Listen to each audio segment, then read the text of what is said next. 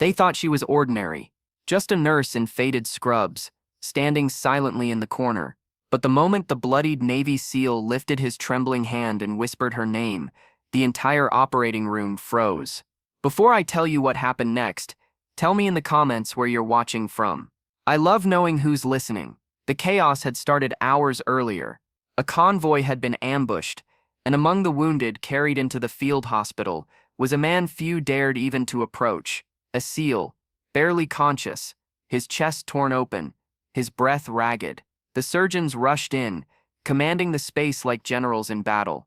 And yet, when the young nurse stepped forward, one of them sneered, "Step back, you're just a nurse."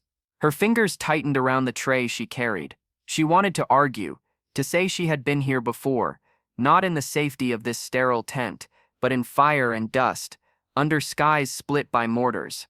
But she bit her tongue. No one here knew. No one was supposed to know. She leaned close, checking the soldier's pulse. His eyes fluttered open, and for a moment recognition pierced the haze of pain. His lips moved, barely a breath. "Angel, is that you?" The surgeon frowned. The word hung in the air, strange and loaded. Then the SEAL whispered again.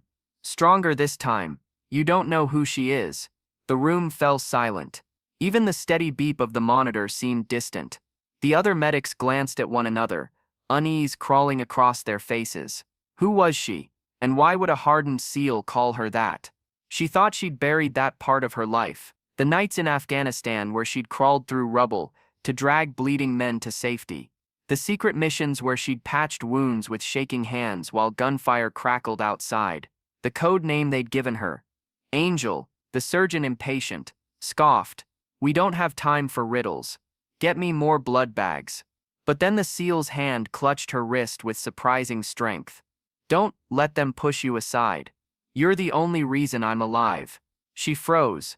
Memories surged. The smoke, the dust, the night she'd saved this very man under fire. She had thought he died later in another mission. But here he was, bleeding out again, clinging to her as if she were his last lifeline. The others began to murmur. One medic whispered to another, "Is it true? Was she there?" The tension thickened. Even the air felt charged, as though the walls themselves leaned in to listen. Her heart pounded. She wasn't supposed to reveal it, but the SEAL's eyes begged her, and so she stepped forward, voice steady. "I know what to do. I've done it before." For a moment no one moved. Then something shifted. The surgeon reluctantly stepped aside, and when she placed her hands on the wound, guiding the team with precision born not from textbooks, but from war itself, the tide turned. Instruments clicked in unison. Gauze was pressed. Clamps snapped shut. The rhythm of survival returned, led not by the surgeon, but by the woman he had dismissed. When at last the bleeding slowed, and the SEAL's breathing steadied, silence filled the tent. The surgeon looked at her differently now, shame flickering behind his tired eyes. The medics stood straighter, as if they had just witnessed something holy. The SEAL, barely conscious, whispered one final time, "Told you. She's not just a nurse. She's the reason men come home." And in that moment, the truth could no longer be hidden, because kindness doesn't vanish. It waits, and it finds its way back. And sometimes the angel standing quietly in the corner is the one who carries the weight of 100 battles no one ever sees.